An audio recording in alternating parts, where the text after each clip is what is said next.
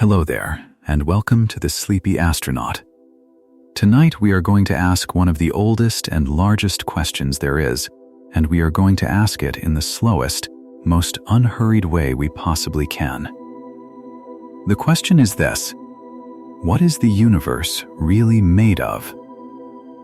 It seems, at first, like such a simple thing to wonder. You look around your room and you see the things that fill it: the blanket over your legs, the wall beside your bed, the faint shape of the window where a little light leaks in. And all of it seems solid and ordinary and known. You could pick it up, you could weigh it, you could name it. And yet here is the strange and tender mystery we will drift through tonight, the hushed paradox at the heart of everything. Almost none of the universe is made of the kind of stuff you can see, or touch, or name. Everything you have ever held, everything that has ever caught the light, every star you have ever looked up at, every grain of sand and every drop of rain, and every living thing that has ever drawn a breath, all of it together is only the thinnest sliver of what is actually out there. The rest, the overwhelming majority of it, is something we cannot see at all. It is a vast, dark, patient ocean of mystery, and the bright familiar world is only a faint film of foam riding on top of it. That is the thread we will follow tonight, slowly, the way you might follow a single quiet current out into a wide sea. Ordinary matter, the matter that you are made of, is only the thin, bright froth on the surface of a deep, dark ocean. And you, lying here, made of that rare and luminous kind of stuff, are a small bright exception in an enormous, untroubled mystery. There is nothing frightening in this. There is only something wide and restful about it, and we will let it carry us. Over the next 2 hours, we will drift through 4 broad regions of this question. We will begin with the matter you already know: the atoms and the light, the familiar furniture of the cosmos. Then we will wade out a little deeper into the strange invisible substance we call dark matter, the unseen weight that holds the galaxies together. Then we will go deeper still, out past every shore, into the dark energy that fills the empty spaces and gently pushes the whole universe wider and wider. And finally, we will come back to you, here, in this bed, and we will think slowly about what it means to be one small bright handful of the rare visible kind, floating in all of that. If you find these slow journeys worth your time, a like or a subscribe helps the channel reach others who are also lying awake, also drifting, also looking for a soft place to land. Thank you for being here. It means more than you know. But for the next 2 hours, none of this is anything you need to hold on to. There is nothing to learn and nothing to remember. You will not be tested on any of it.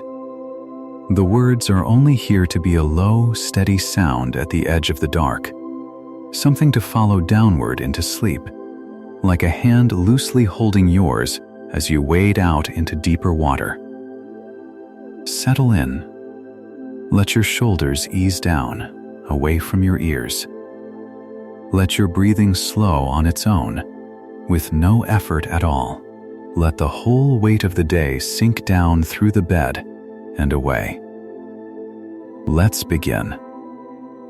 Let us start with the world you can see, because that is the friendliest place to begin, and because it is where you already live.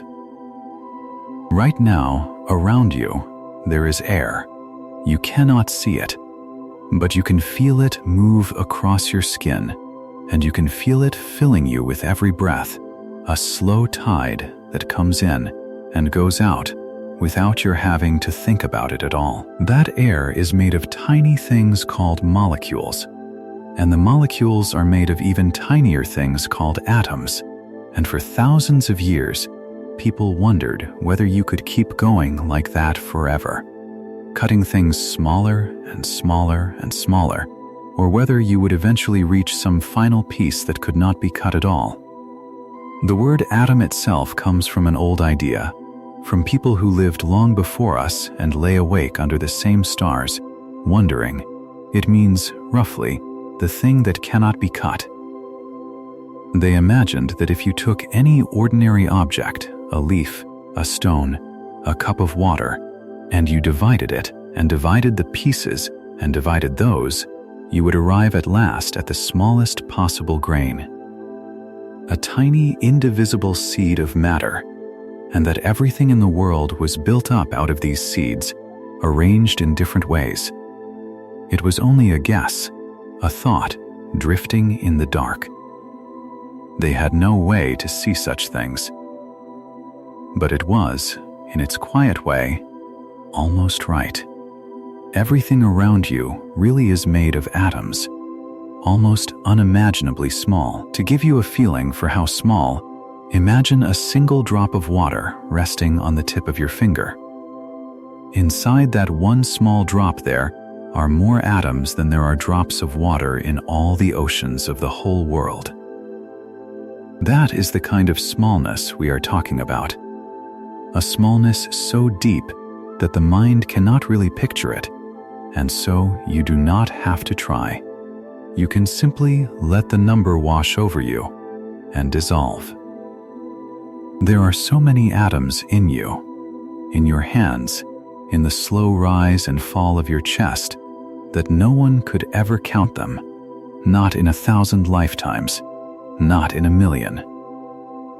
And yet every one of them is doing its part, holding you together, keeping you here, while you rest. If you could shrink yourself down small enough to drift inside a single atom, you would find something that almost no one expects. You would find that it is nearly all empty space. At the very center there is a tiny dense core, called the nucleus, and around it, very far away by the scale of things, the rest of the atom hums and shimmers. Picture it this way.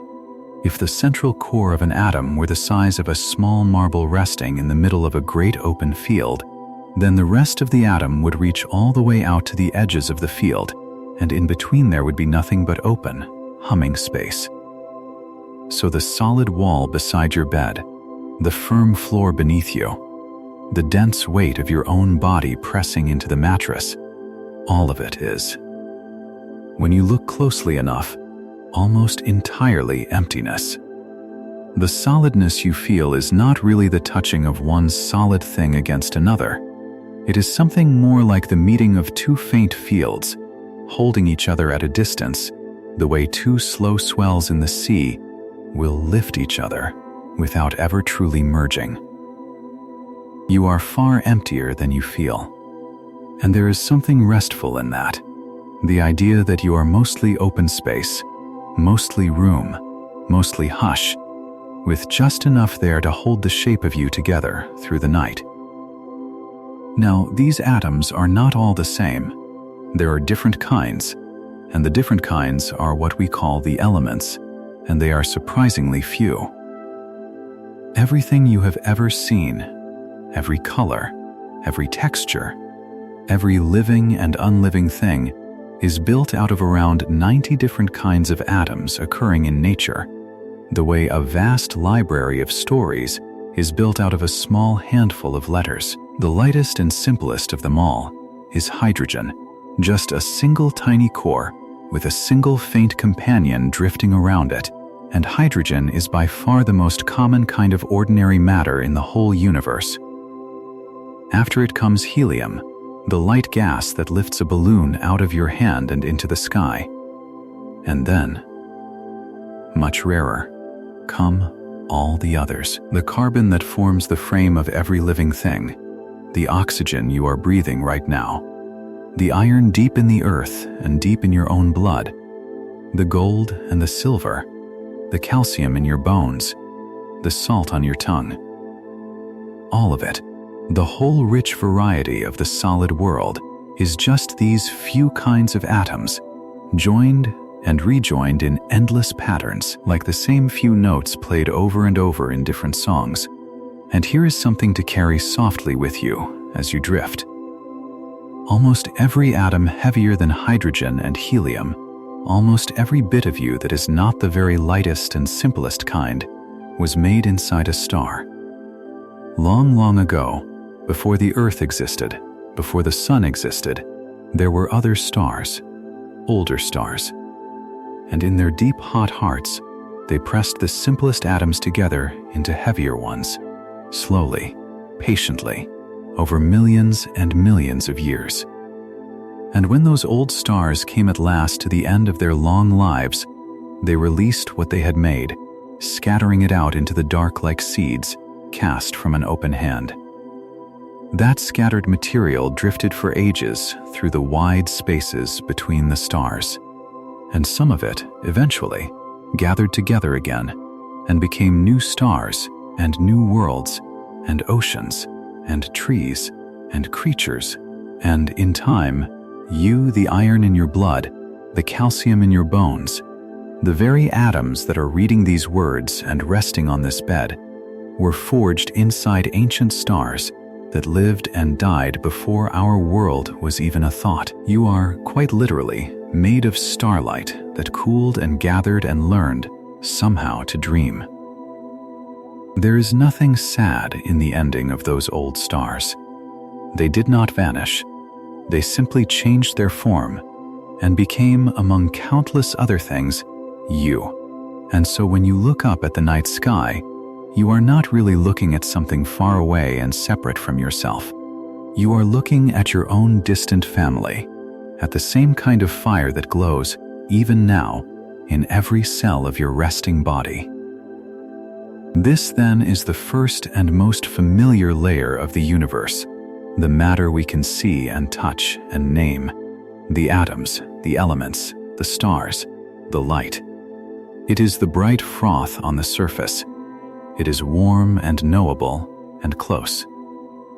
And for a long time, people believed that this was nearly all there was, that if you could only count up all the stars and all the worlds and all the clouds of gas drifting between them, you would have accounted for everything, the whole weight of the cosmos. It seemed a reasonable thing to believe. The visible world is so vast, so crowded with light, that surely, it must be the main thing. But the universe, it turns out, had been keeping a deep and patient secret. And to begin to feel the shape of that secret, we have to drift out a little further from the warm and lighted shore, into the first of the dark waters. There is no need to be afraid of the dark out there.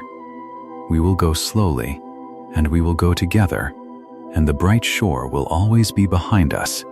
Let us pause here for a moment before we wade deeper. Let yourself notice the warmth of the bed beneath you, the simple, ordinary miracle of it, holding all your countless starlit atoms in one resting shape. You are the visible kind. You are the rare, bright froth. And you are exactly where you need to be. So we begin to wade out, away from the lighted shore, and the water rises slowly past our ankles, past our knees, and the light from behind us grows fainter, and the great dark sea opens out ahead. The first deep thing we meet out here is something that puzzled the people who discovered it for a very long time, and in a way, it puzzles them even now, and yet there is nothing about it that should trouble your rest. It is simply a quiet weight in the dark, an unseen presence holding things gently in place, and once you feel its shape, it becomes almost a comfort, like the sense of a large, calm body of water all around you, supporting you, even though you cannot see the bottom. Here is how the secret first revealed itself.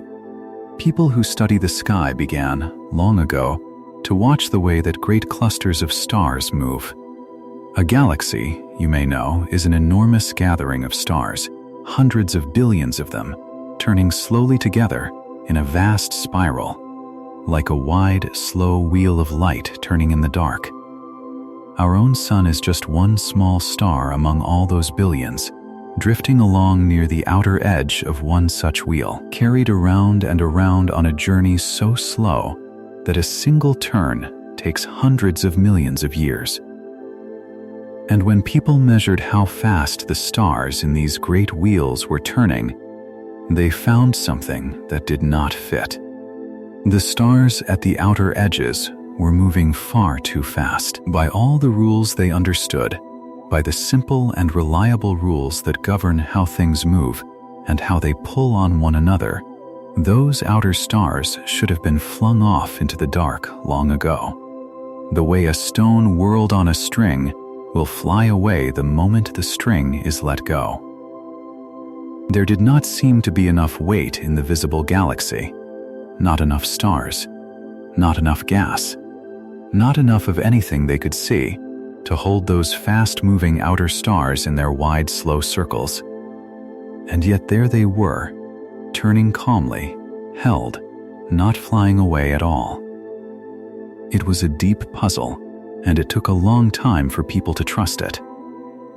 One of the people who saw it most clearly was a careful and patient astronomer who spent long, cold nights at the telescope, measuring the motions of galaxies again and again, checking and rechecking, refusing to look away from what the numbers were quietly insisting upon. The numbers said that there must be far more matter in each galaxy than anyone could see. There must be some great unseen weight, woven all through the galaxy and reaching far out beyond its visible edges, holding everything together with its pull. Not stars, not gas, not anything that gives off light, or blocks light, or reflects it. Something else. Something dark, and so it came to be called dark matter, not because it is gloomy or cold, but simply because it is dark to our eyes, invisible, giving off no light at all, while being there all the same, all around, holding the bright things in their places like the deep water that holds and carries everything that floats upon it. Let us sit with that for a moment, here in the rising water, because it is a strange and beautiful idea, and there is no hurry. Imagine that you are floating on your back on the surface of a wide, still lake at night. You can see the surface of the water, faintly, where it catches the starlight. You can see the little ripples you make with your hands. But you cannot see the deep body of the water beneath you, the great cool mass of it that holds you up and keeps you from sinking. You only know it is there because you can feel its support, because you are not falling, because something vast and unseen is patiently carrying your weight. That is very much how the people who study the sky came to know dark matter. They cannot see it, but they can feel its support in the way it holds the galaxies together, in the way it keeps the fast outer stars from flying off into the night. The bright visible galaxy, all those hundreds of billions of stars, is only the shimmer on the surface. Beneath it and around it and reaching far past it in every direction is the great dark body of unseen matter, calm and patient, holding everything afloat. And there is more of it, far more than there is of the bright kind. This is the part that surprises almost everyone the first time they truly feel it. For every handful of ordinary matter in the universe, the matter you are made of, the matter that shines and can be touched, there is something like 5 times as much of this dark unseen matter. 5 to 1. The visible cosmos, all of it, every star and world and cloud of glowing gas, is outweighed many times over by something we cannot see. The bright froth on the surface is thinner, far thinner, than we ever imagined, and the dark sea beneath is deeper, far deeper. And yet, lying here, you are still made of the rare bright kind. You are still the foam, the shimmer, the visible exception. In a universe that is mostly dark and unseen, you are one of the small lit places, one of the rare bright handfuls glowing quietly in the night. So what is this dark matter, really? Here is the most honest and most restful answer, and it is one we can simply settle into without strain. We do not entirely know. The people who spend their lives studying the sky have looked for it, patiently, in every way they can think of. They have built great hushed machines deep underground, in old mines and beneath mountains, far from all the noise and clatter of the world, where they wait, year after year, in the dark and the silence, hoping to catch the faintest possible touch of a single passing particle of this unseen stuff. They sit and they wait and they watch. The way you might sit very still beside a pond at dusk, hoping to glimpse some shy creature that only moves when everything else is at rest. It is slow and patient work, the work of people who are comfortable with not knowing, who are content to wait in the dark for as long as it takes. And the dark matter, so far, has kept its quiet. It drifts through the deep machines, through the mountains, through the earth itself, through you, this very moment, without a sound, without a trace, like a low tide passing through an open net. For dark matter is passing through you right now. This is one of the gentlest and strangest facts in all of this. As you lie here, that vast unseen ocean is not only far away among the distant galaxies, it is here, in this room, flowing through the walls, through the bed, through your own resting body, ceaselessly, without disturbing a single atom of you. It does not bump into you. It does not push you or pull you in any way that you could ever feel. It simply drifts through, the way moonlight drifts through clear water, present everywhere and touching nothing. A silent tide moving through the very space you occupy. You are, in this moment, swimming in an ocean of the invisible, and it asks nothing of you, and it does you no harm, and it lets you rest. There is something deeply peaceful in that, when you let yourself feel it. You are not separate from the great dark sea.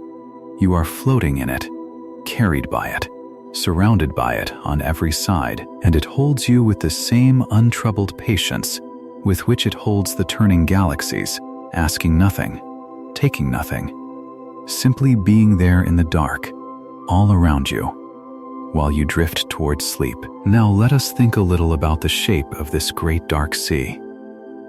Because it does have a shape, and the shape of it is one of the most beautiful and restful things we have learned about the whole universe.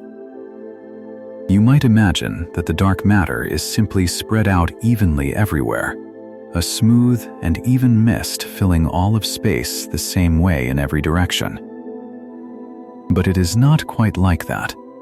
Over enormous stretches of time, far longer than we can really feel, the dark matter has slowly drawn itself together under its own faint pull, gathering into a vast and delicate web that stretches across the whole of the cosmos. Picture, if you like, a kind of faint scaffolding spread across all of space, a network of long dim threads and faint sheets, with great open hollows in between, like the structure of a sponge held up to the light, or like the foam on the top of a wave where the bubbles meet along their thin shared walls. This is sometimes called the cosmic web, and it is real, and we have mapped its faint outlines across distances so vast that the light from its furthest parts has been traveling toward us since long before the Earth was born. And here is the tender thing about that web. Wherever the dark matter gathered most thickly, in the places where its faint threads crossed and pooled and grew dense, that is where the ordinary bright matter, the gas and the dust, was slowly pulled in to join it. The dark matter went first, drifting together in the dark, building the hushed scaffolding, and then, The bright matter followed, settling into the dense places like dew gathering on a spider's web at dawn. And there, in those gathered places, it grew warm and dense enough to light its first fires, and the first stars were born, and then the first galaxies. So the great bright wheels of light that fill our night sky are not scattered randomly.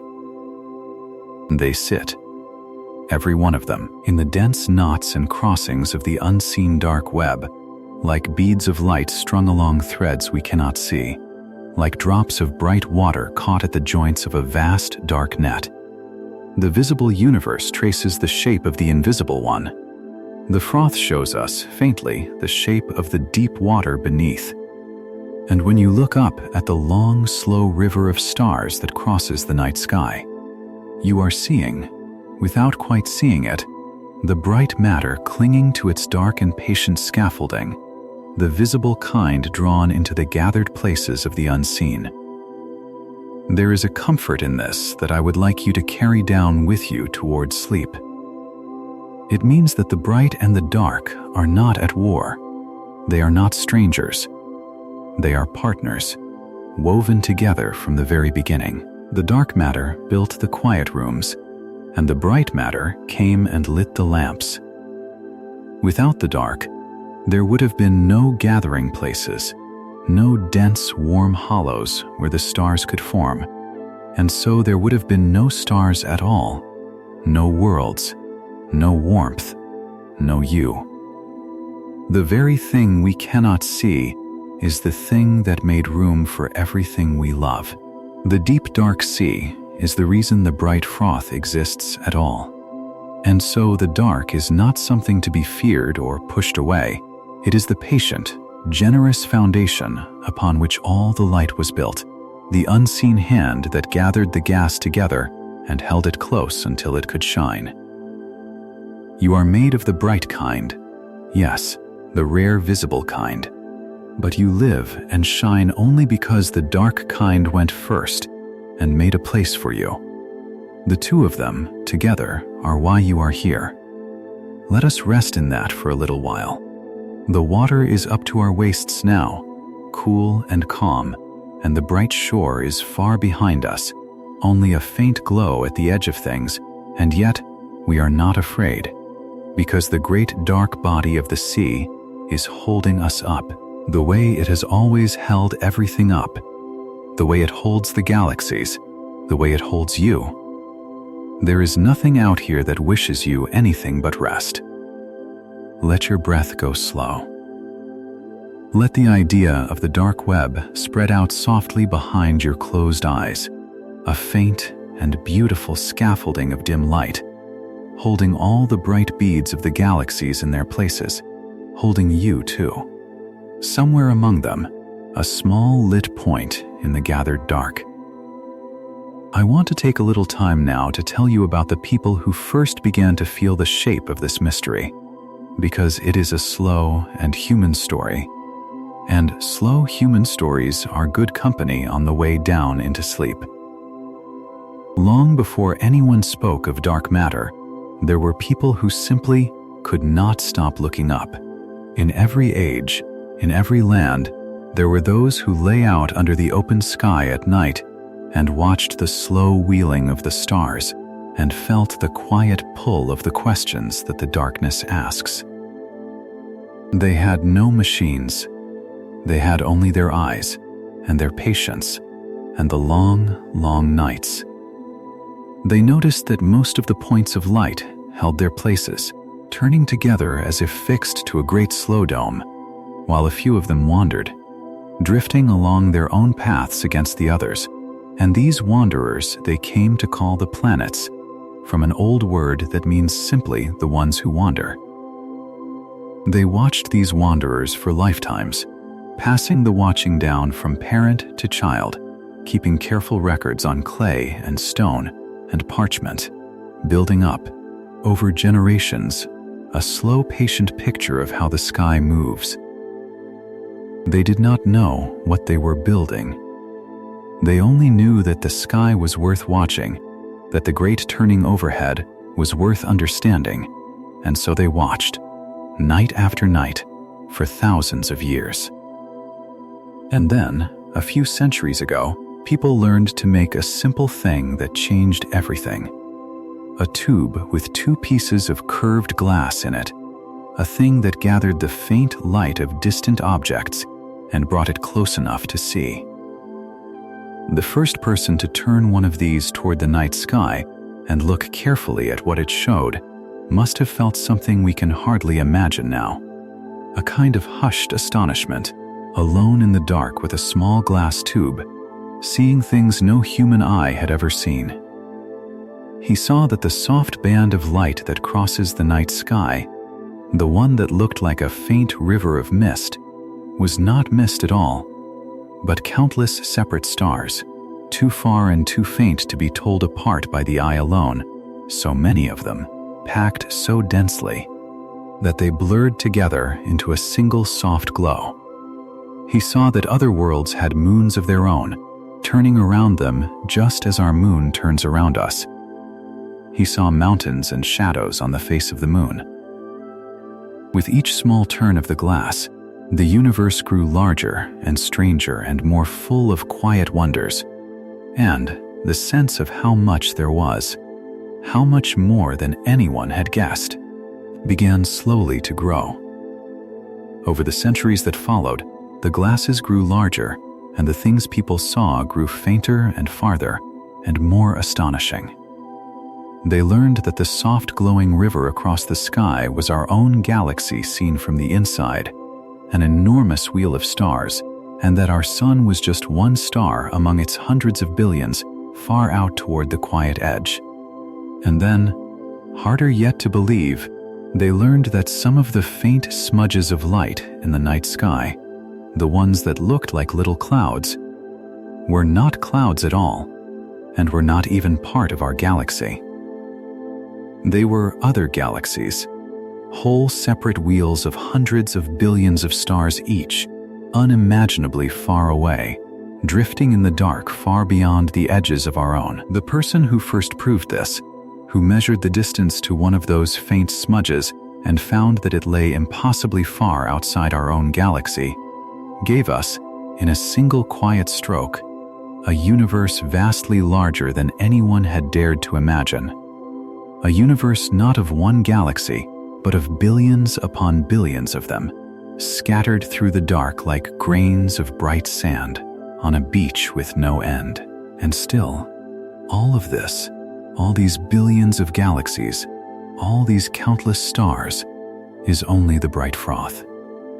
The deep dark sea had not yet even been guessed at. It was only when people began, very carefully, to weigh the galaxies, to measure how fast their stars were turning, and to ask how much weight was needed to hold them in their circles, that the deep secret began to surface. And it surfaced slowly, reluctantly, over many years, because it is hard to believe in something you cannot see.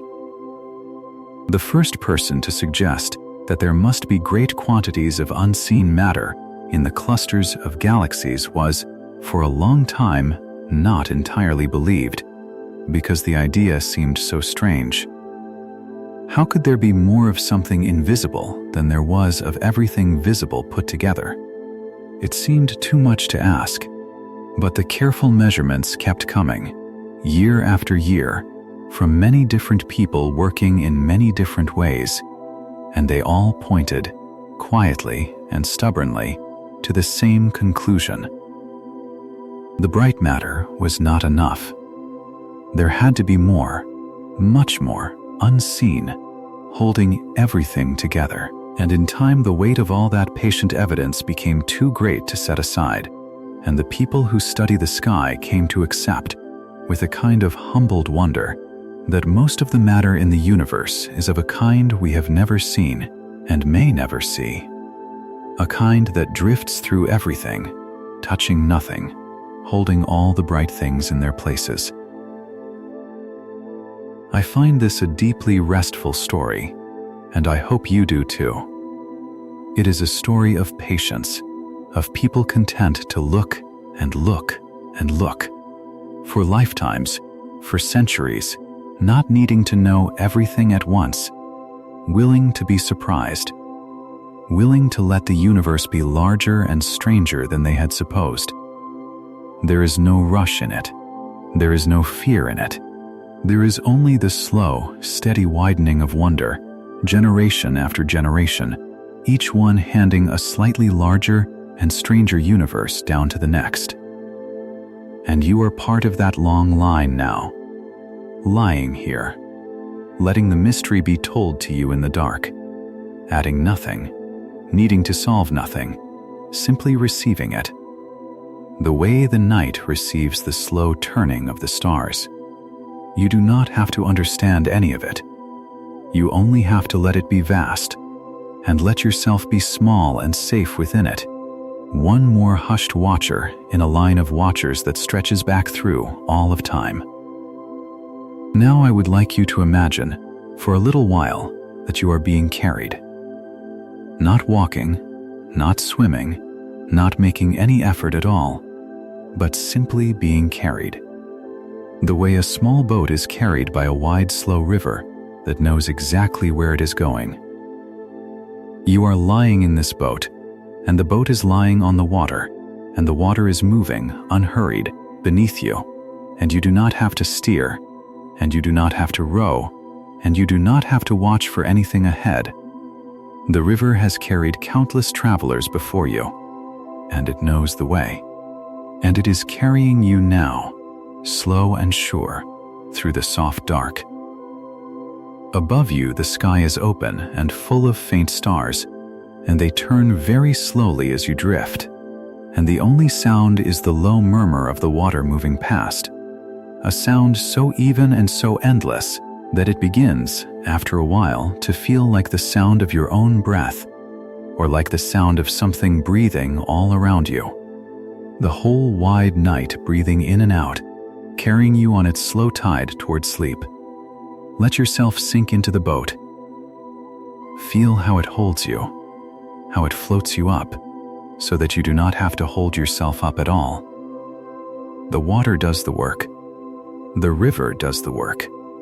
All you have to do is lie still and be carried, and let the stars turn slowly overhead, and let the dark banks slide past on either side, faint and soft and far away. There is nowhere you need to be. There is nothing you need to reach. The river is not taking you toward any task, any worry, any tomorrow. It is only carrying you deeper into the night, into the wide and patient dark, the same dark that holds the galaxies, the same dark that holds the unseen sea. You are part of the drifting now. You are part of the slow current. You are one small bright point of warmth being carried, tenderly, through an enormous and untroubled dark. And as you drift, let me tell you about the strangest and largest part of the whole mystery. Because it is the kind of thing that is best heard while you are already half asleep, already being carried, already too far gone to try to grasp it tightly. We have spoken of the bright matter, the rare visible froth, all the stars and worlds. We have spoken of the dark matter, the unseen weight that holds the galaxies together, 5 times more plentiful than the bright kind. But even these two together, the bright froth and the dark sea of matter, even both of them added up, are not most of the universe, not even close. There is something else, something larger yet, something that fills all the empty spaces between the galaxies, something so faint and so smooth and so everywhere that for most of human history no one even suspected it could be there. We call it dark energy, and it is, by far, the largest part of everything. Here is how it was found, and it is one of the quietest surprises in all of the long story of looking up. For a long time, people knew that the whole universe was growing, that all the distant galaxies were drifting away from one another, the way the dots on a balloon drift apart as the balloon is slowly filled with air. The universe was getting bigger, everywhere, all at once, not because the galaxies were flying through space away from some center, but because the space itself, the very emptiness between them, was quietly stretching, growing, opening out. This had been known for some time, and it was already a wonderful thing to know. But people naturally assumed that this growing must be slowing down. After all, the universe is full of matter, both bright and dark, and all that matter pulls on all the rest of it, and that gentle universal pull, that great tender gathering tendency, should have been acting like a brake, slowly easing the growth, the way a stone thrown upward slows as the earth pulls it back. So a group of careful people set out to measure exactly how much the growth was slowing down. They looked at the most distant exploding stars they could find, far across the universe, and they measured their light with enormous care, expecting to find the slowing they were sure must be there. And they found the opposite. The growth of the universe was not slowing down at all. It was speeding up. The distant galaxies were drifting apart faster and faster as time went on, not slower and slower, as though something, some faint and patient force woven into the empty space itself, were quietly pushing everything wider, gently easing the whole universe open, more and more, with every passing age. It was so unexpected that the people who found it spent a long time doubting their own measurements, checking and rechecking, certain they must have made some mistake. But the result held. The universe is opening out, and the opening is gathering pace, and the cause of it is this faint, smooth, everywhere thing we have named dark energy, for want of any better name. Because the truth is that we understand it even less than we understand the dark matter. We do not know what it is. We only know that it is there, in every empty space, in the room around you, and in the vast gulfs between the galaxies alike, a faint and tireless easing open of the world. And how much of the universe is this dark energy? This is the part that turns everything we thought we knew serenely on its head. If you take the whole universe, everything there is, all the bright matter and all the dark matter and all the dark energy together, and you ask how it divides up, you find that the bright matter, the visible kind, the kind you are made of, all the stars and worlds and living things, is only about 1/20th of the whole. The dark matter, the unseen weight, is something like 1/4, and all the rest, very nearly 3/4 of everything that exists, is this faint dark energy filling the empty space, gently opening the universe wider with every passing moment. 3/4. The largest part of reality, by far, is something we cannot see, cannot touch, cannot hold, and do not understand, a smooth and patient presence in the emptiness, easing the whole world open like a breath that never quite finishes being drawn. Let that wash over you, slowly, as the river carries you. Almost everything that exists is invisible. The bright familiar world, all the light you have ever seen, is the thinnest sliver, the faintest froth, a few bubbles of brightness riding on an ocean so deep and so dark that we have only just begun to learn its name, and you, lying here, are made of that thinnest sliver. You are the rare bright kind. In a universe that is overwhelmingly dark and unseen and mysterious, you are one of the small lit places, one of the rare warm exceptions, a little gathering of visible matter that has somehow learned to breathe and dream and rest. There is something almost unbearably tender in that, when you let yourself feel it fully. You are not the main thing. You are not the bulk of the world. You are something far more precious than that. You are the exception. You are the rare bright froth on the deep dark sea. And the whole vast gentle mystery cradles you as you drift. Let us slow down now and think, unhurried, about emptiness. Because emptiness is a much warmer and friendlier thing than its name suggests, and because the more you understand it, the more peaceful it becomes. When we say that dark energy fills the empty space between the galaxies, you might picture that space as a cold and lonely void, a frightening nothing stretching on forever. But I would like to offer you a different way of feeling it, a way that is closer to the truth and far easier to rest inside. The space between things is not really nothing. It is not an absence, a hole, a lack.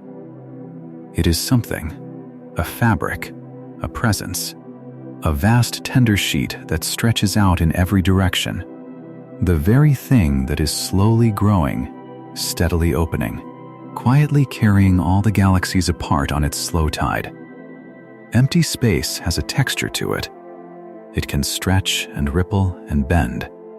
When two great masses move, they send slow waves traveling out through the fabric of space itself, like the rings that spread across a still pond when something touches the surface far away. And we have learned, in recent years, to feel those waves as they pass, to sense the faint trembling of space itself. So space is not nothing. Space is a real and gentle thing, and it is full, brimming, with this faint dark energy, everywhere, evenly, the same in the room around you as in the deepest gulf between the most distant galaxies. And here is a soft thought to hold.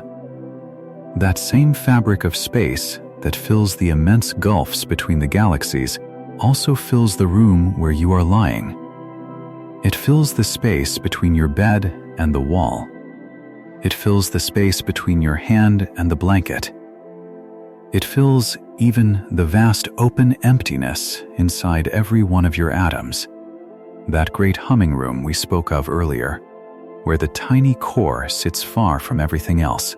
The same patient fabric that is gently opening the whole universe wider is here, right here, woven through you and around you and within you, perfectly calm, perfectly even, perfectly at rest in this small still place, even as it eases the far galaxies apart. You are not separate from the fabric of the cosmos.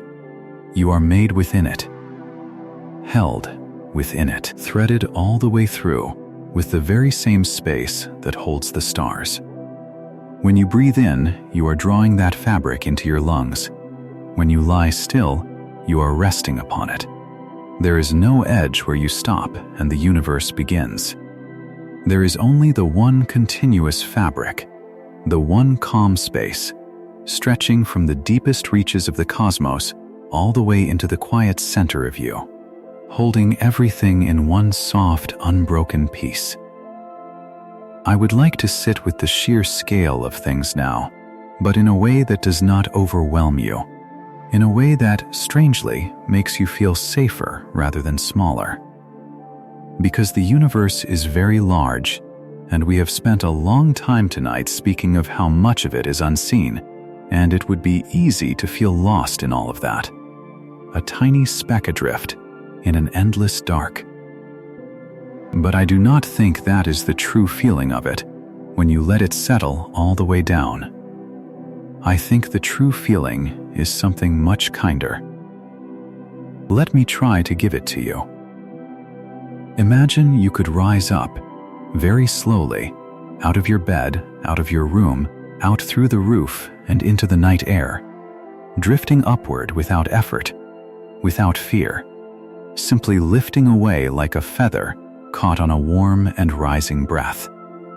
As you rise, your house grows small below you, then your street, then your whole town, a little scattering of lights in the dark, growing fainter as you lift higher. Higher still, and the lights of whole cities gather and shrink, and the dark shapes of seas and continents spread out beneath you. And then the curve of the whole round earth comes into view, blue and white and turning slowly, the way it does in the great photographs taken from far away, a single soft marble hanging in the black. And you keep rising, slowly, peacefully, and the earth shrinks to a bright dot, and then the sun shrinks to a brilliant point among many points, and our whole family of worlds, the sun and all its planets, becomes a tiny bright gathering lost in the vast wheel of our galaxy. And the galaxy itself, that enormous spiral of hundreds of billions of stars, becomes, as you keep rising, just one faint pinwheel of light among countless others, and those others spread out around you in every direction. More galaxies than there are grains of sand on every beach on Earth, drifting in the great dark fabric, strung along the dim threads of the cosmic web, beads of light on a scaffolding you cannot see. Now, you might expect this to make you feel small, and lost, and lonely. And the strange and tender truth is that it does not have to. Because here is what that long, slow rising really shows you. It shows you that you belong to all of it. You are not a stranger to this vastness. You are made of it. The atoms in your body were made in those very stars. The space inside you is the very same space that holds the galaxies. The dark sea that flows through the room flows through you. You are not a tiny exception cast out alone into an indifferent dark. You are a small, bright child of the whole thing, knitted into it from the very beginning, sharing its substance, sharing its space, sharing its long, slow history, all the way back to the first light. The universe is not a cold and empty room that you happen to be lost in. It is the body you are part of. And so the vastness, when you feel it rightly, is not a vastness that diminishes you. It is a vastness that holds you, the way a great calm sea holds a single drop of water that has for a little while taken on its own bright shape. You are small, yes, but you are not lost. And you are not alone, and you are not insignificant. You are a rare and precious thing, a piece of the universe that has woken up and learned, for a little while, to wonder at itself. And tonight, that piece of the universe is allowed to rest. Let us drift back down, slowly, the way we rose, down past the countless galaxies, down toward our own faint pinwheel of light, down through it toward one ordinary star near its quiet edge, down to a small blue world turning in the dark, down through the night air, down toward a single small light in a single small room, down through the roof, down toward the bed, down into your own resting body, settling back into yourself as softly as a leaf settling onto still water. You are here again. You are home again. And you carry with you, now, the quiet knowledge that the vastness you just drifted through is not somewhere else. It is here, in you, all around you, holding you, the whole time. Now let us go very small again, smaller even than the atoms, because there is a tender mystery waiting there too, and small mysteries are good company in the dark. We said earlier that everything is made of atoms, and that atoms have a tiny core, the nucleus, with a great humming room around it. But the core itself is made of smaller things yet, little bundles we call protons and neutrons, packed tightly together in the very center, and those, in their turn, are made of even smaller things, faint and strange, called quarks, which are, as far as anyone has ever been able to tell, truly tiny with no smaller pieces inside them at all, the smallest seeds we have ever found, the bottom of the staircase.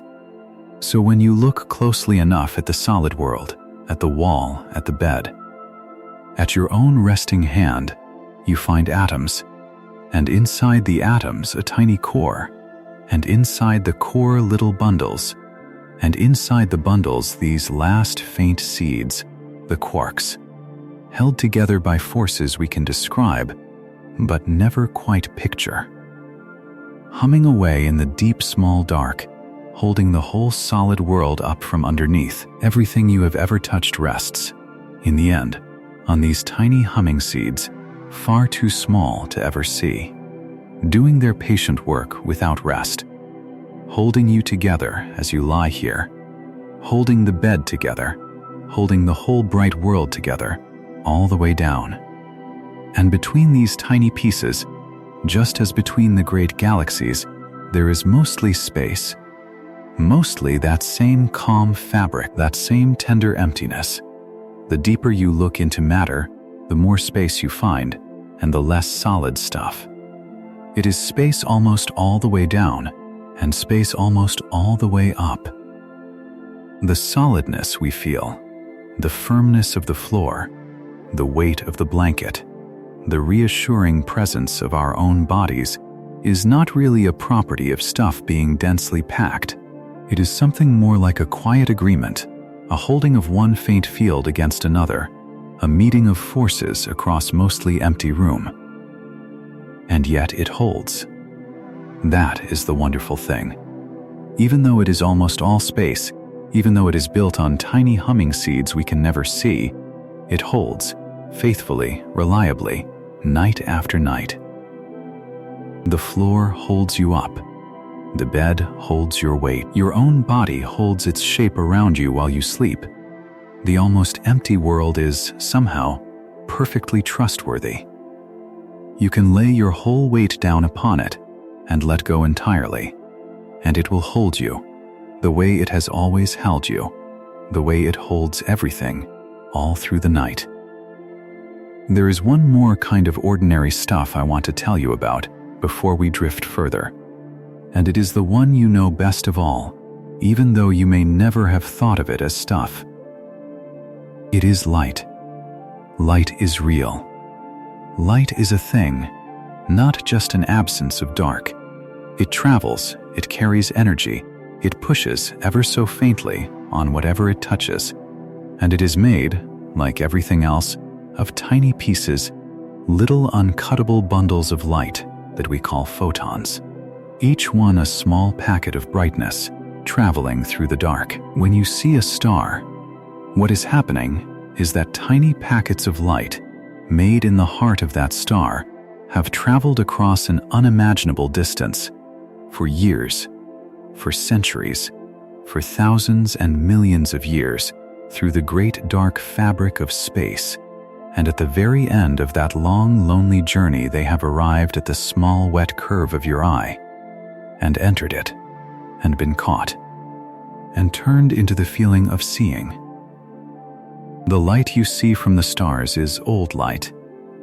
It left its star long ago, sometimes long before you were born, sometimes long before the earth itself existed, and it has been traveling, patiently, ever since, just to reach you. When you look up at the night sky, you are not seeing the stars as they are now. You are seeing them as they were, long ago, their old light only now arriving, a message sent across time, gathered at last by your waiting eye. The night sky is a kind of letter from the past, written in old light, delivered, every single night, to anyone who simply looks up. And here is a soft and beautiful thing about that light.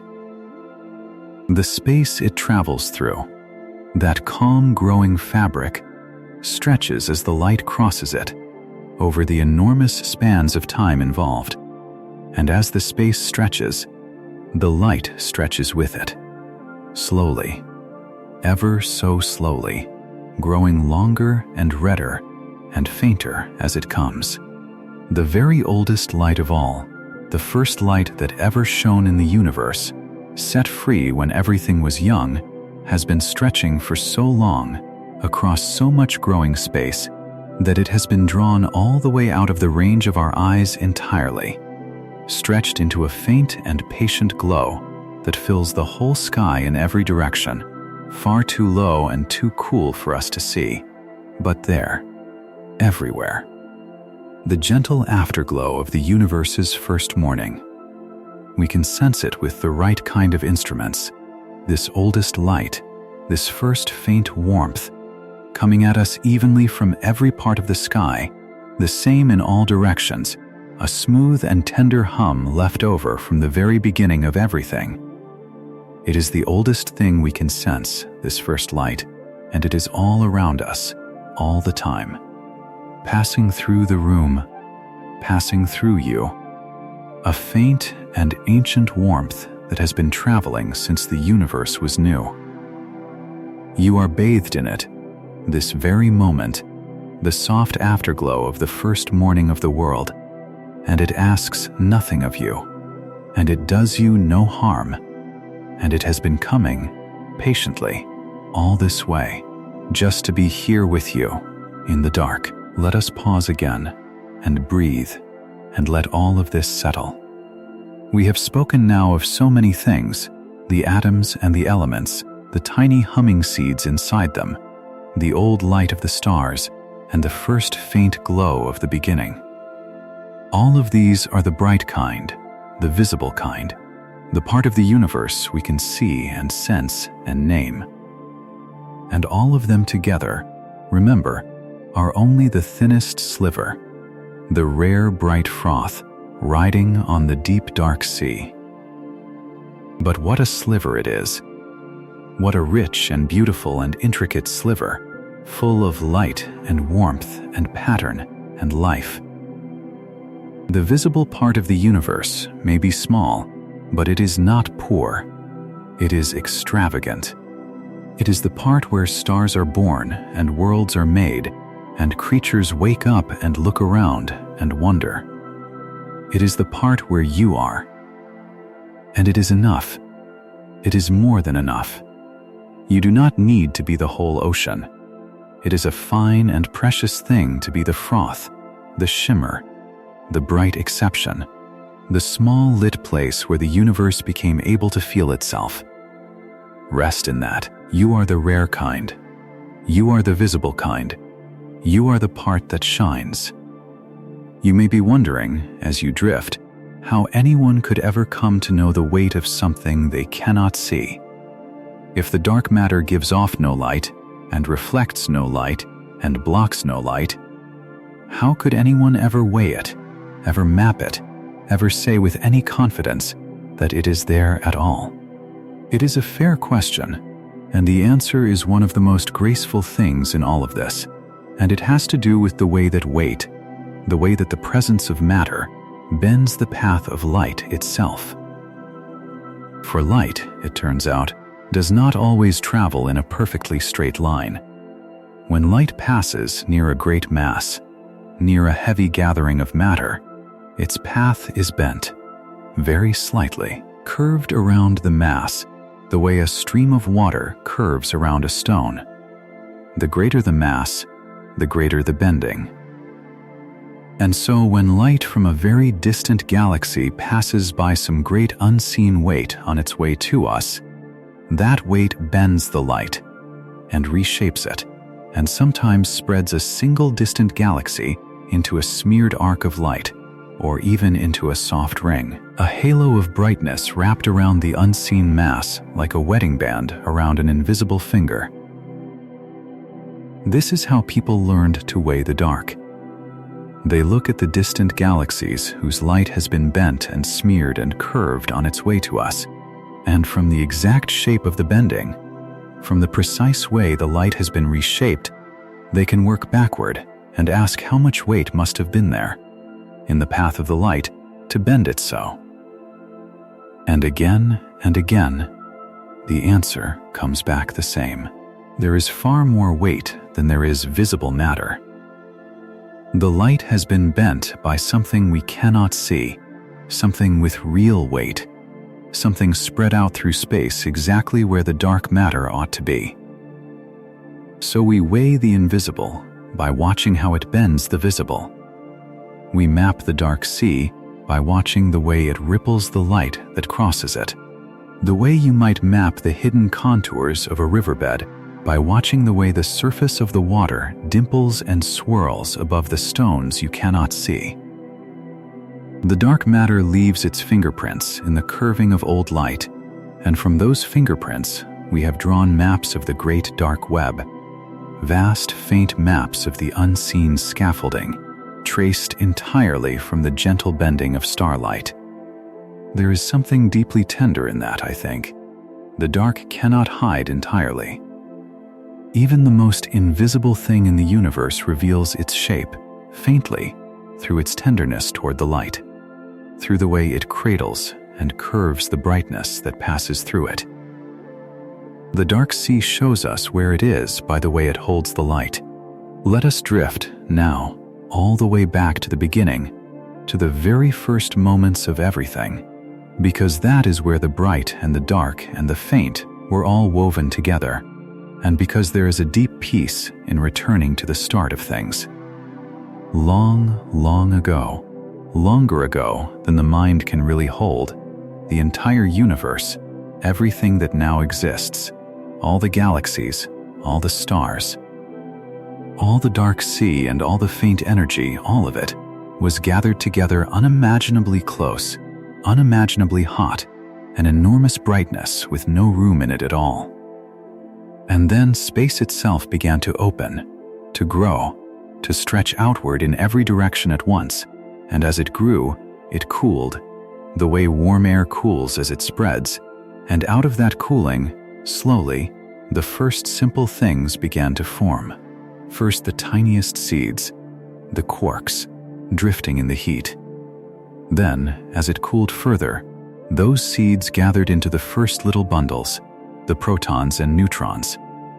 Then, cooler still, those bundles caught their faint companions and became the first whole atoms, the simplest kind, the hydrogen and the helium, drifting in a vast warm fog. And it was at that moment, when the first whole atoms formed and the fog cleared, that the first light was set free to travel, the same old first light we spoke of, the faint afterglow that still fills the sky. For a long stretch after that, the universe was dark and simple, just that vast slow fog of the lightest atoms, drifting in the growing space, with the dark matter woven all through it, beginning, quietly, to gather. And here, again, the dark went first. The dark matter, feeling its own faint pull, began to draw itself together into the first dim knots of the cosmic web, long before there was any light to see by. And the bright fog of simple atoms, drawn by the gathering dark, began to pool into those same knots, growing thicker and denser and warmer, until, at last, in the densest places, the gathered gas grew hot enough at its heart to catch fire, to begin the slow, deep burning that makes a star, and the first stars lit up, one by one, in the gathered dark, like the first lamps lit at dusk in a sleeping town. And those first stars made the first heavier atoms in their hearts and scattered them when they died, and from that scattered material came more stars and worlds, and in time, after ages upon ages of this patient gathering and burning and scattering and gathering again, came a small blue world, and oceans, and life, and, eventually, a creature lying in a bed in the dark, listening to a slow voice tell the story of where everything came from. That is the whole long arc of it, from the first warm brightness to you, here, now. And every step of it was slow, and patient, and unhurried, and not one step of it was wasted, and all of it, every bit of it, led here, to this quiet moment, to you, resting. I want you to feel, for a moment, how unhurried all of this has been. The universe is in no rush. It has never been in a rush. It took ages for the first atoms to form, and ages more for the first stars to light, and ages more again for the heavy atoms to gather into worlds, and ages more still for life to begin, and slowly grow, and slowly wake. Billions upon billions of years, all of it slow, all of it patient, all of it taking exactly as long as it needed to take. There was never any hurry, and there is no hurry now. The space is opening even now, slowly. The galaxies are drifting apart even now, slowly. The stars are burning even now, slowly, and being born slowly and changing their form, slowly. Everything in the whole universe is moving at the pace of deep time, the pace of patience itself, the slowest and most untroubled pace there is. And tonight, you are allowed to move at that pace too. You do not have to hurry toward sleep. You do not have to rush, or strive, or try.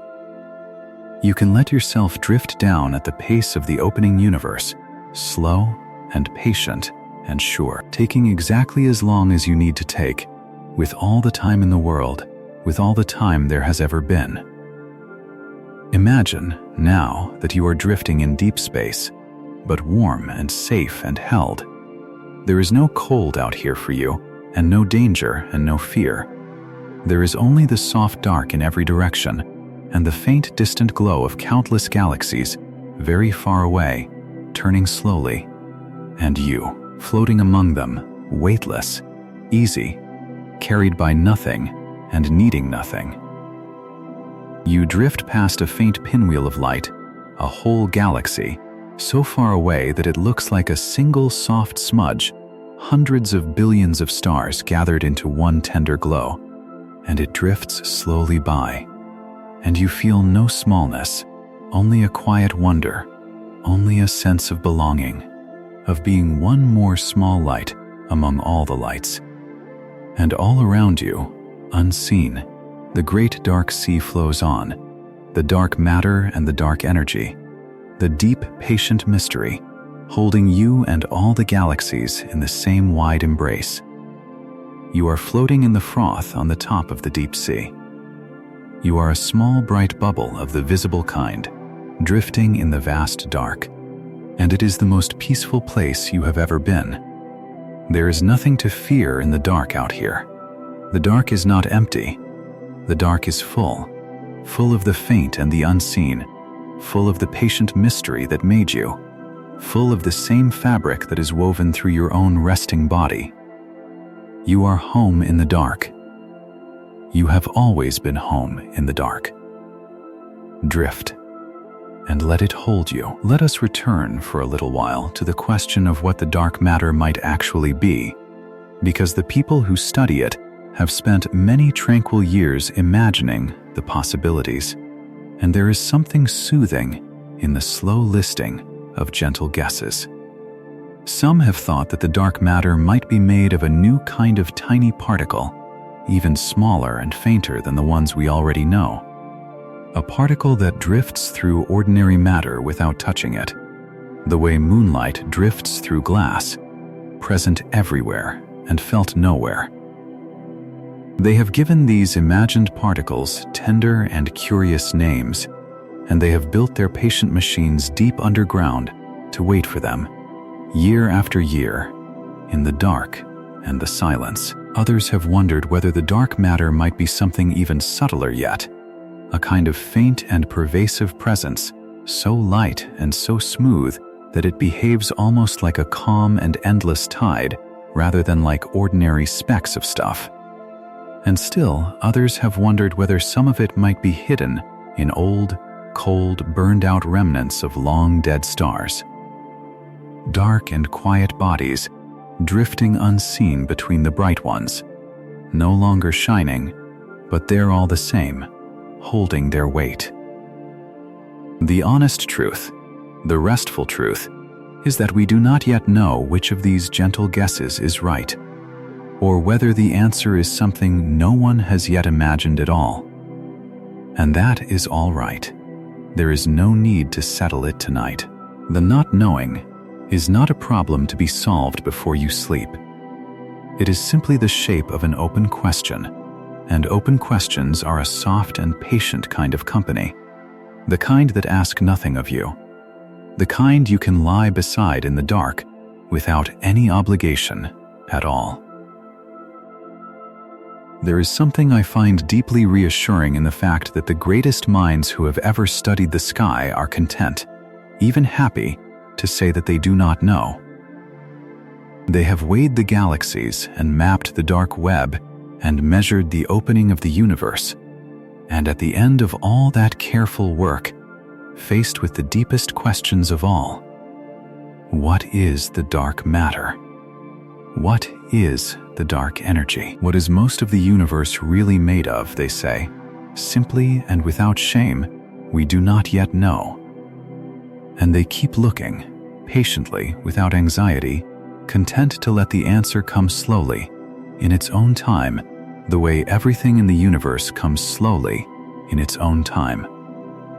There is a great peace available to us in that posture, if we will take it. We do not have to know everything to rest. We do not have to solve the mystery to lie down inside it. The people who understand the universe most deeply are the ones most comfortable with how much of it remains unknown, and tonight you can borrow that comfort and lay down all your own questions beside theirs and let them rest, unsolved, untroubled, in the soft dark while you sleep. Now let us think very tenderly about the far, far future of the universe, because it follows naturally from the dark energy, from that faint and patient opening of space, and because, framed rightly, it is one of the most peaceful thoughts of all. We said that the universe is opening out, and that the opening is gathering pace, the galaxies drifting apart faster and faster as the ages go by. If this continues, and as far as we can tell it will, then over spans of time so vast they make all of human history seem like a single held breath, the galaxies will drift further and further apart, until, in the deep distant future, each galaxy will be alone in its own great serene pool of dark, the others having drifted so far away that their light can no longer reach across the widening space between. And within each galaxy, slowly, over more ages still, the stars will one by one come to the end of their long burning and release their warmth and change their form, some fading into faint cooling embers, some scattering their material out to be gathered again, fewer and fewer new stars being born as the gas grows thin, and the universe will grow slowly cooler and slowly dimmer and slowly more spacious, easing toward a deep and endless rest. Now I know that the way I have just described that could sound sad or even frightening if you let it. But I would like to offer you a softer way to feel it, because I think the softer way is also the truer way. What that far future really describes is not a catastrophe. It is not a violence. It is the universe slowly settling down, the way a great fire settles into glowing embers, the way a long and busy day settles into the quiet of evening, the way a child settles into sleep. The universe is not racing toward some terrible end. It is easing, slowly, gently, over spans of time beyond all imagining, toward a state of deeper and deeper rest. The opening of space is not a tearing apart. It is a relaxing, a loosening, a letting go. Everything is very slowly settling down. And there is something profoundly peaceful in knowing that even the universe, the vast and ancient universe, is moving, in the end, toward rest. The whole cosmos is, in its own unimaginably slow way, lying down to sleep. And you are part of the cosmos. And so when you lie down to sleep tonight, you are not doing something small or separate from the great workings of the world. You are doing exactly what the universe itself is doing on its own vast and patient scale. You are easing. You are loosening. You are settling down, slowly, toward rest. You are in perfect harmony with everything there is. And none of that far future is anything you need to carry tonight. It lies impossibly far ahead, across spans of time so enormous that the words for them lose all meaning.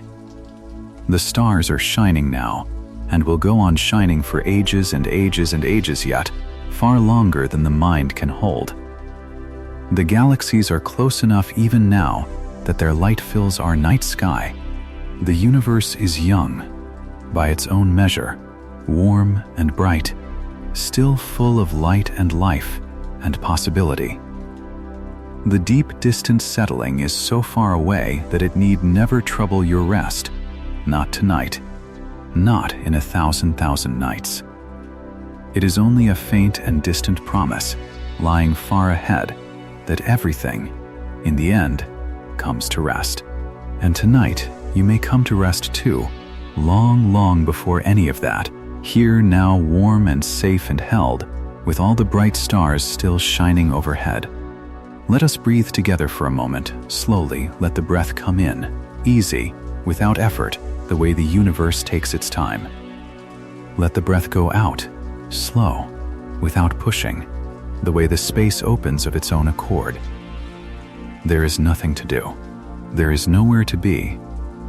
There is only this slow breath, and this warm bed, and this soft dark, and the vast patient universe all around you, breathing too, in its own enormous slow way, easing, loosening, settling, just like you.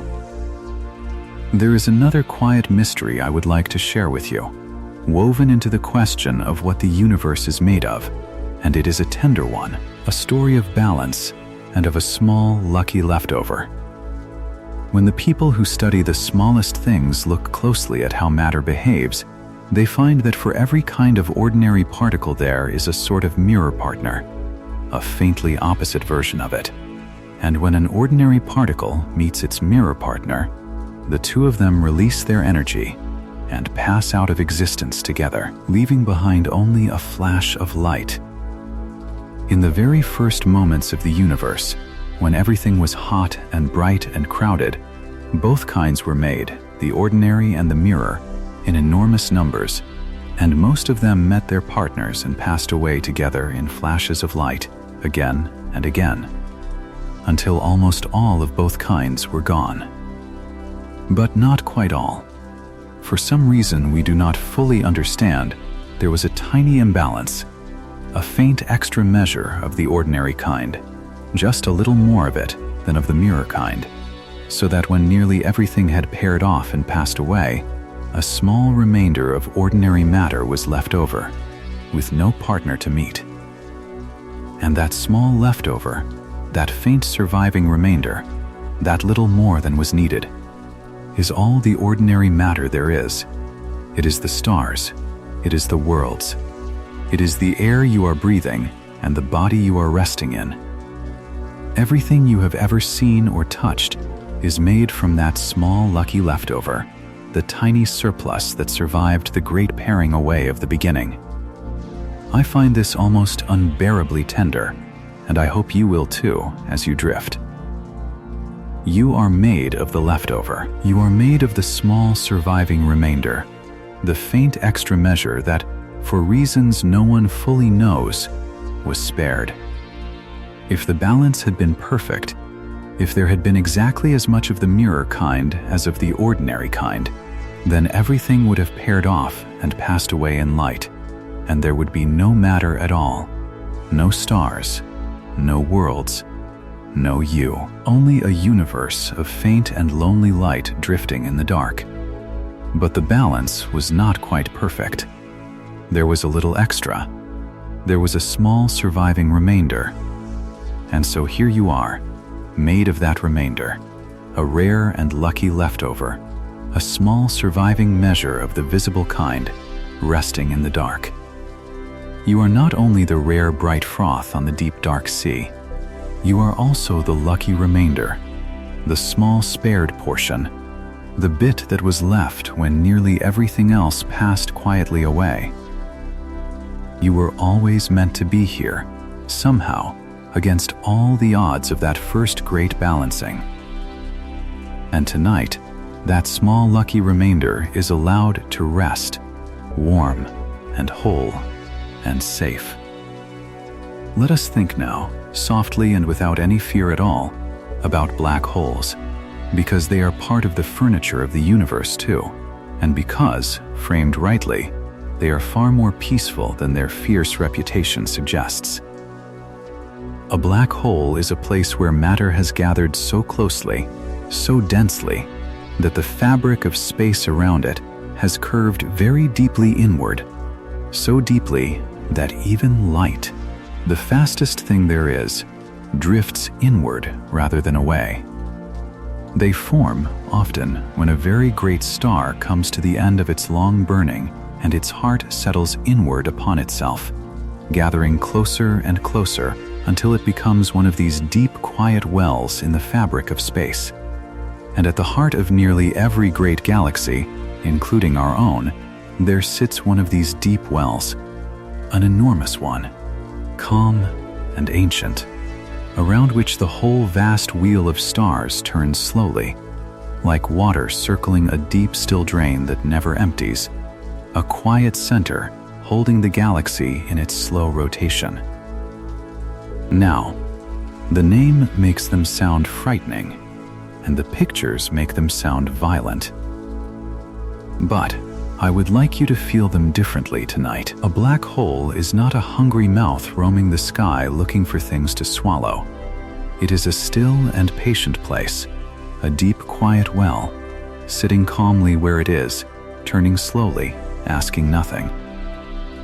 The great one at the center of our own galaxy has been sitting there, calm and steady, for billions of years, and our sun has circled around it, at an enormous and perfectly safe distance, for the whole of its life, and will go on circling it peacefully for billions of years more. It is not pulling us in. It is not reaching for us.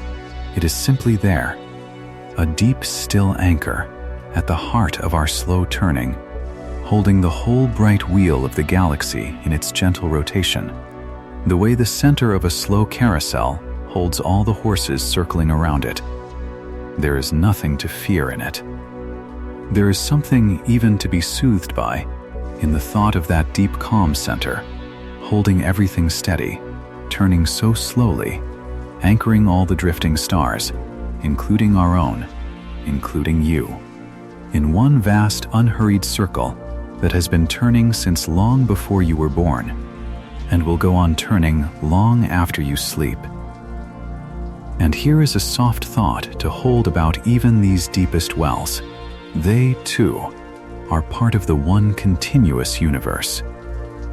They, too, are made of the curving of the same fabric of space that runs through your own resting body. They, too, are woven into the great calm whole. Nothing in the universe is truly separate, truly cut off, truly alone. The deepest black hole and the faintest drifting photon and the smallest humming seed inside your atoms are all part of the one thing, the one fabric, the one vast and patient mystery, holding together, turning together, easing together toward rest. There is no edge anywhere where you stop and the rest of it begins. You are sewn into the whole, all the way through, and the whole is calm, and the whole is patient, and the whole is holding you, even now, even here, even in the deepest part of the night. Let us return once more, slowly, to you, to the simple fact of you, lying here. We have drifted out very far tonight, out past the bright shore and into the dark sea, out among the galaxies and the dark web and the faint opening fabric of space, out to the first morning of the world and the deep distant settling of its evening, out to the smallest humming seeds and the deepest quiet wells. And now we come home, all the way home, to the small warm fact of your own resting body, here, in this bed, in this room, in the dark.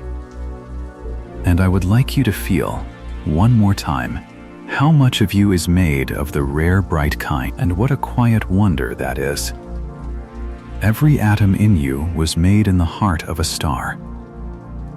Every bit of you that shines, every bit of you that can be seen and touched and held, is part of that thin, bright froth on the deep, dark sea, that rare, visible exception in the vast, unseen mystery.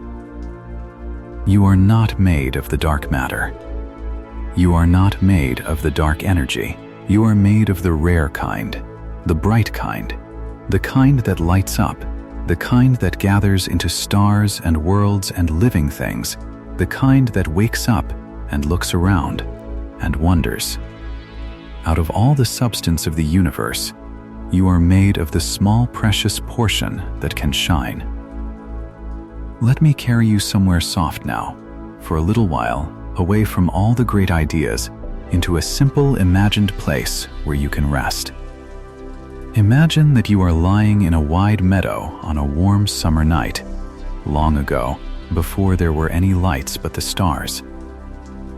The grass beneath you is cool and soft, and it holds your weight easily, and the warm air moves across your skin in slow drifts.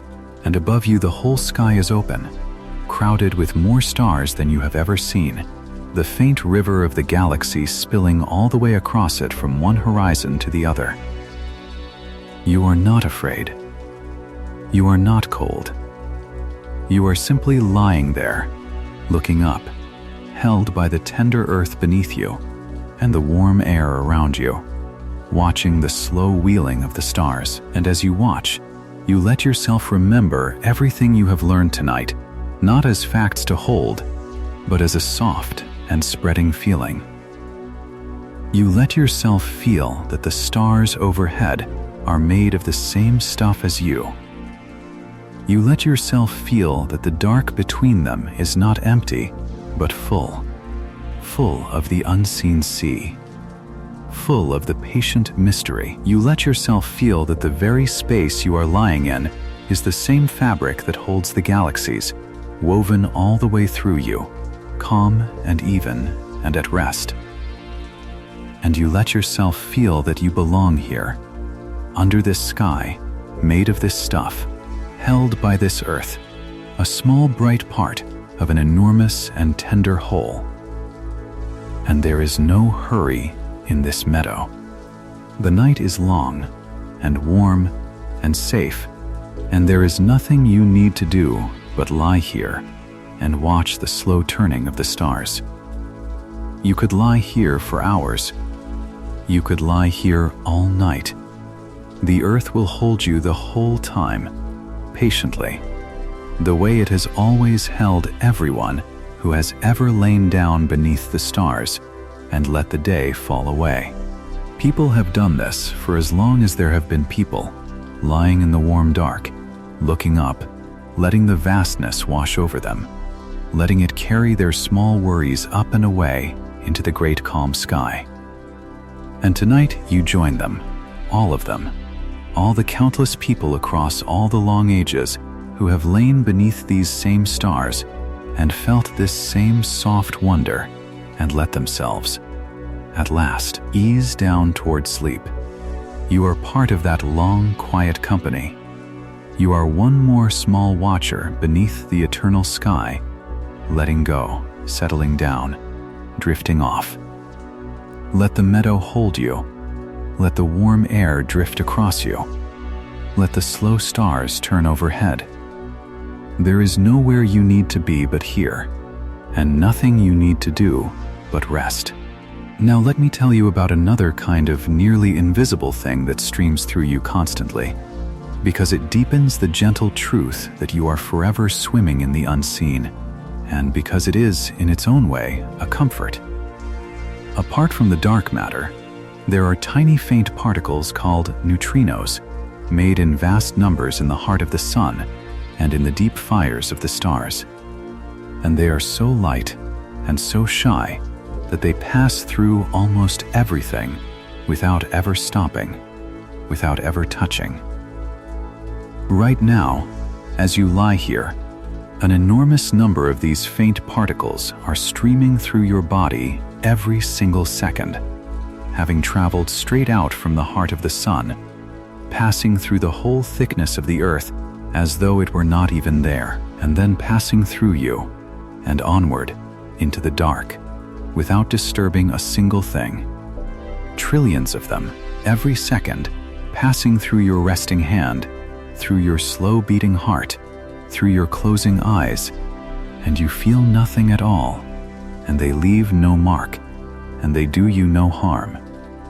Even in the dead of night, even when the sun is on the far side of the earth, they come straight up through the ground beneath you, and through the bed and through you.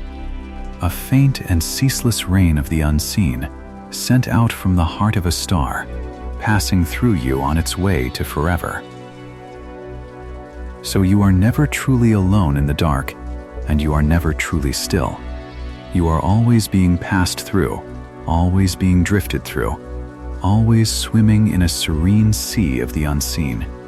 The dark matter flows through you. The first light of the universe glows faintly through you. The neutrinos from the heart of the sun stream through you in their trillions, every second of every night. The fabric of space is woven all the way through you. You are not a closed and solid thing, sealed off from the universe. You are porous, open, drifted through and through by the great unseen flows of the cosmos, and all of them are gentle, and all of them are patient, and none of them ask anything of you at all. They simply pass through, ceaselessly, tenderly, on their long journeys through the dark, and you lie at rest in the midst of all that quiet motion, a still point in a streaming sea, held in the very center of the great flowing mystery, while all of it passes softly through you and on into the night. I want to return, once more, to the proportions of things, because they are so strange and so beautiful that they deserve to be felt more than once, slowly, the way you might turn a smooth stone over and over in your hand. Out of everything that exists, the part you can see, the bright kind, the stars and worlds and living things, is only about 1/20th. One small part in 20. If the whole universe were a still lake, the bright visible part would be only the faint shimmer on the very top of the surface, the thinnest skin of light. Beneath it, the dark matter, the unseen weight, would be a layer some 5 times deeper. And beneath that, deeper than everything else combined, 3 times deeper than all the matter put together, would be the dark energy, the faint patient presence that fills the empty space and eases the whole lake slowly wider. Almost all of it, almost the entire depth of the lake, is dark and unseen and unknown. And the bright shimmer on the top, the part we can see, the part you are made of, is the rarest layer of all. And yet that rarest layer is where everything we love happens. That thin bright shimmer is where the stars burn, and the worlds turn, and the oceans move, and the living things wake up and look around. The deep dark layers beneath are vast and patient and necessary, and they hold everything up, and they made room for everything. But they do not shine, and they do not stir, and they do not wonder. Only the thin bright shimmer wonders. Only the rare visible kind wakes up and asks what it is made of, and lies in the dark, listening to the answer, drifting toward sleep. So if you ever feel small, lying here, dwarfed by all that dark immensity, remember this: you are not made of the bulk of the universe. You are made of its rarest and brightest part. You are not the deep, dark water. You are the shimmer on the top, the part that catches the light, the part that came awake. Out of all the vast depth of everything, you are made of the thin, bright layer that can shine and feel and rest. That is not a small thing to be. That is the most precious thing there is. Let us think, slowly, about how the bright matter moves through the world, because it is forever moving, forever passing from one form into another, and there is a deep peace in that endless serene turning. The atoms that make you now have not always been you, and will not always be you, and there is nothing sad in that, only something tender and continuous. The carbon in your body may once have been part of an ancient tree, and before that part of the air, and before that locked inside a stone, and before that drifting in a cloud of gas between the stars, and before that, long ago, made in the heart of a dying star and scattered into the dark. The water in you has fallen as rain, and run in rivers, and risen as mist, and fallen again, countless times, long before it ever became part of you, and it will go on its way again after, into the rivers and the clouds and the rain, long after this night is over. Nothing is ever truly used up. Nothing is ever truly lost. The bright matter simply moves, endlessly, patiently, from one form into another, gathering for a while into a tree, into a cloud, into a creature, into you, and then loosening again, and drifting on, and gathering somewhere else. You are not a fixed and final thing. You are a gathering, a lovely temporary gathering of ancient atoms that have been many things before and will be many things again, held together, for this little while, in the shape of you. And that too is a reason to rest easy. You do not have to hold yourself together by trying. The atoms gather into you and hold their shape without any effort on your part at all. You did not assemble yourself, and you do not have to keep yourself assembled by force of will. The same patient forces that hold the stars together, and the galaxies turning, and the tiny seeds humming inside every atom, are the forces holding you together right now, faithfully, while you rest, asking nothing of you. You can let go entirely, completely, and you will not come apart. The gathering holds itself. The shape of you is kept by the deep, quiet workings of the universe, the same workings that have kept everything in its place since the first morning of the world. So lay down the work of holding yourself together. It was never your work to begin with. The universe does it for you, has always done it for you, will go on doing it for you all through the night, while you simply rest, a gathering of ancient starlit atoms, held in shape by the patient hands of everything there is. There is a final thread I would like to draw together before we ease toward the close, and it is the thread of belonging, because everything we have spoken of tonight, in the end, is really about how deeply you belong to all of this. You belong to the bright matter, for you are made of it, the rare visible kind, the part that shines. You belong to the stars, for they made every atom in you, in their deep hearts, long ago. You belong to the dark matter, for it gathered the gas together that became those stars, and made the very rooms in which you could be born, the unseen scaffolding that holds your galaxy in its slow turning. You belong to the dark energy, for it fills the space that runs all the way through you, the same patient fabric easing the whole universe wider. You belong to the first light, for its faint warmth still passes through you, the afterglow of the morning of the world. You belong to the deep, quiet wells at the hearts of the galaxies, for they anchor the slow circle you have traveled all your life without ever feeling it. You belong to the neutrinos streaming up from the heart of the sun, to the ancient water rising and falling through you, to the borrowed atoms that have been 1,000 things before they were you. There is no part of the universe that you do not belong to, and no part of it that does not, in some quiet way, belong to you. You are sewn into the whole, all the way through, threaded into everything, made of the same substance, held by the same forces, easing toward the same rest. You are not a visitor in the universe. You are not a stranger passing through. You are the universe, a small bright piece of it, come awake for a little while, lying in the dark, listening to itself, drifting off to sleep. Feel that belonging now, as a warmth spreading through you, as a settling, as a coming home. You are not lost in the vastness, you are held by it. You are not separate from the dark, you are woven into it.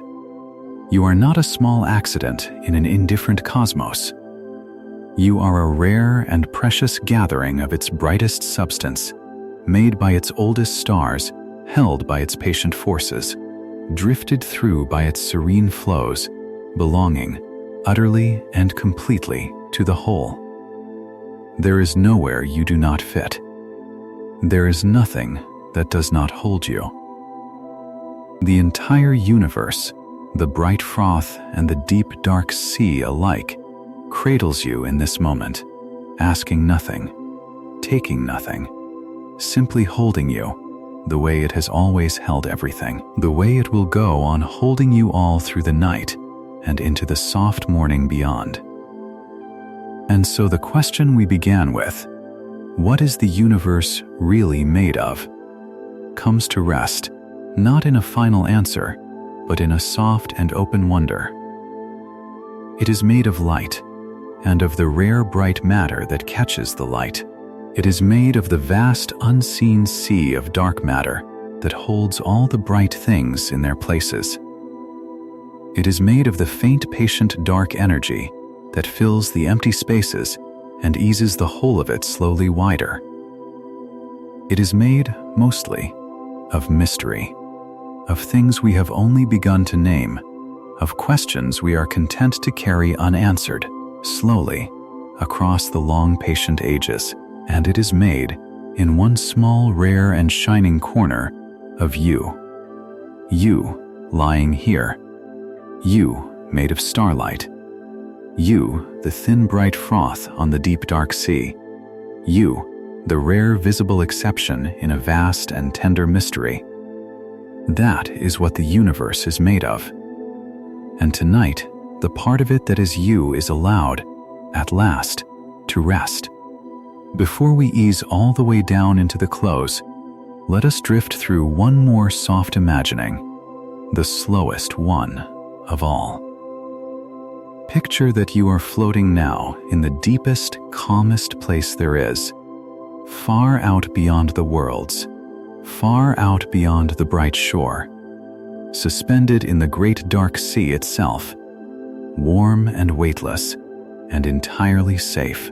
All around you, in every direction, the faint galaxies turn, so far away that they make no sound and cast no light upon you, only a soft and distant glow at the very edges of everything.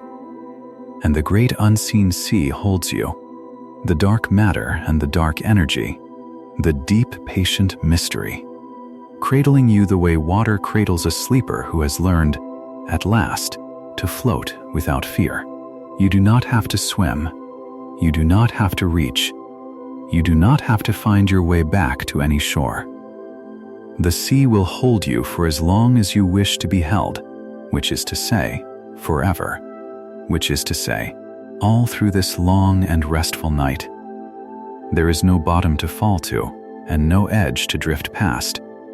There is only the warm dark, and the faint far galaxies turning slowly, and you, floating in the very heart of the great gentle mystery, a small bright point of warmth, held by everything there is. And as you float there, you can feel, very faintly, all the quiet flows passing through you and around you. All the things we have spoken of tonight, moving in their slow and patient ways. You can feel the dark sea holding you up. You can feel the old first light glowing faintly through the dark. You can feel the faint particles streaming through you from the hearts of distant stars. You can feel the fabric of space woven all the way through you, easing slowly wider, slowly opening, slowly settling toward its own deep rest. And you can feel, most of all, that you belong here, in the midst of all of it, made of its rarest and brightest substance, held in its oldest and most patient embrace. There is nowhere else you need to be. There is nothing else you need to do. You can simply float here, in the warm dark, in the heart of the mystery, and let it carry you, slowly, tenderly, down and down and down into sleep. Let the floating deepen now. Let yourself sink, without falling, into the warm dark sea. Let the faint galaxies blur and soften at the edges of your closing eyes. Let the slow flows pass through you and on into the night. Let the great mystery hold you, and ask nothing, and take nothing, and simply keep you safe, the way it has kept everything safe since the first morning of the world. You are the rare bright froth. You are the small lucky remainder. You are the gathering of ancient starlight that woke up and learned to wonder, and now, at last, has learned to rest. Float and be held, and let the wondering soften into sleep. Let me share one last quiet wonder with you, here at the edge of sleep, because it ties the whole thread together and lays it down softly. We have spoken all night of how the visible matter is rare, a thin sliver, a faint froth on a deep dark sea. But there is something almost miraculous in how that thin sliver is arranged, in how it found its way into such intricate and beautiful forms. The same few kinds of atoms, the hydrogen and the carbon and the oxygen and the rest, are scattered everywhere across the universe. The same in the most distant galaxy as in the air of this room. And yet here, on one small world, in one quiet corner, those ordinary atoms have gathered themselves into oceans and forests and breathing creatures, into eyes that can look up and see, into minds that can ask what they are made of. The very same atoms that drift, cold and scattered, in the great dark gulfs between the stars, have, in this one warm place, woken up. They have arranged themselves into something that can wonder at its own arrangement. There is nothing in the rules of the universe that required this. The atoms did not have to gather into anything that could feel. They did not have to become eyes, or minds, or you. And yet, slowly, patiently, over ages upon ages, in this rare bright corner, they did. You are the place where the universe became able to look at itself with tenderness.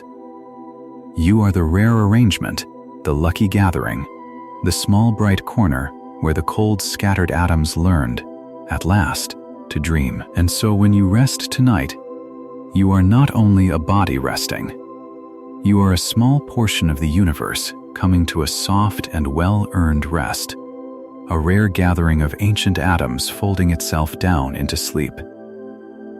The way the whole cosmos is slowly, slowly folding itself toward its own deep peace. The same patient process that lit the first stars and gathered the first worlds and woke the first living things has carried you, through all the long ages, to this single quiet night, to this warm bed, to this soft dark, to this moment of letting go. Nothing was wasted to bring you here. Nothing was hurried. Every slow age, every burning star, every scattering and gathering, every turn of the great dark wheel led, at last, to this, to you, resting. And that is the most fitting thing in all the universe, that the rare bright matter, having woken up and looked around and wondered, should now be allowed, gently, to rest. You have done enough wondering for one night. You have drifted far enough out into the dark sea. Now you may simply float and be held, and let the great patient mystery carry you the rest of the way down. Let the last of the wondering soften.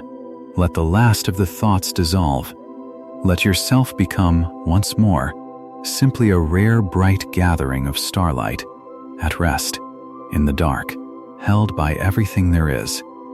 And if any small worry from the day is still drifting somewhere at the edge of you, you may let it go now, into the same deep dark that holds the galaxies.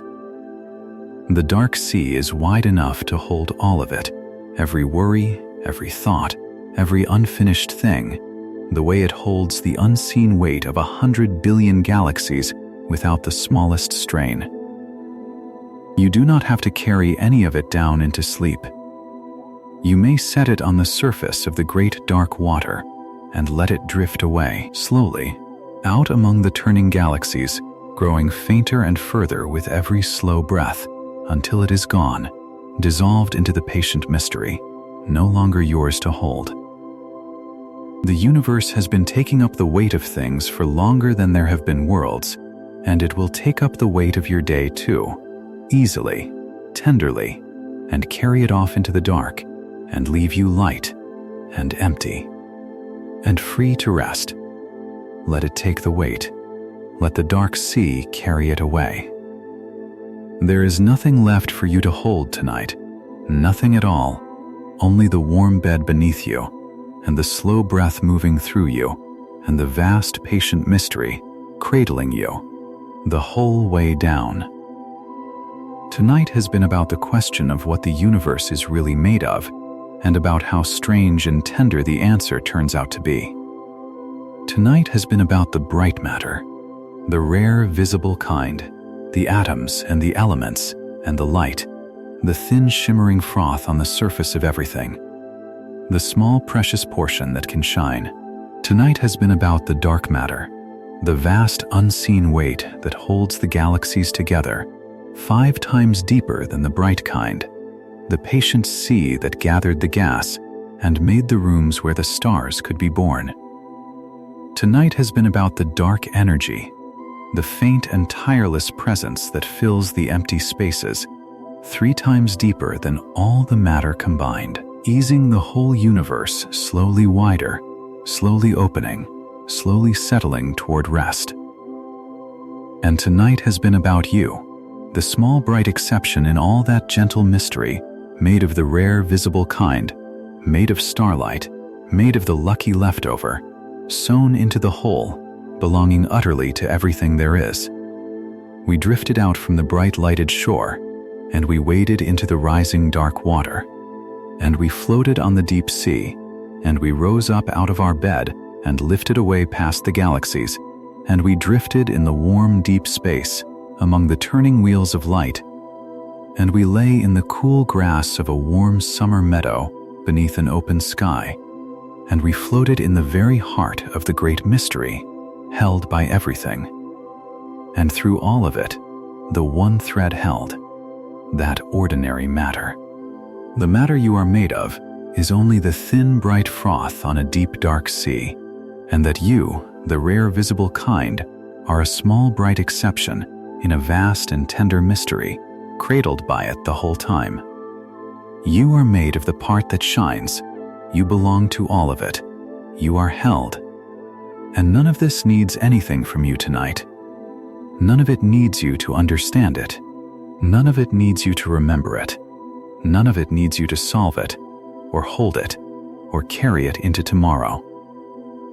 The dark matter will go on holding the galaxies, whether or not you think of it again. The dark energy will go on easing the universe wider, whether or not you ever name it. The stars will go on making the rare bright atoms and scattering them into the dark, and gathering them again into new worlds and new creatures, slowly, patiently, for ages and ages, with no help and no attention from you at all. You may set all of it down now, completely. You may let every question soften and dissolve. There is nothing left to do but rest. In a little while, when this quiet journey ends, there will be another one waiting on the screen, another slow exploration ready to begin, another soft voice to drift you further down into the dark. You do not have to reach for it. You do not have to choose it or start it or even open your eyes.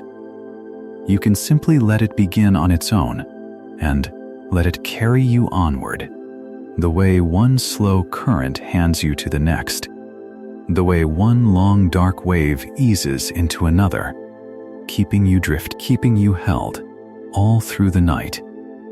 Let it come on its own. Let it carry you on.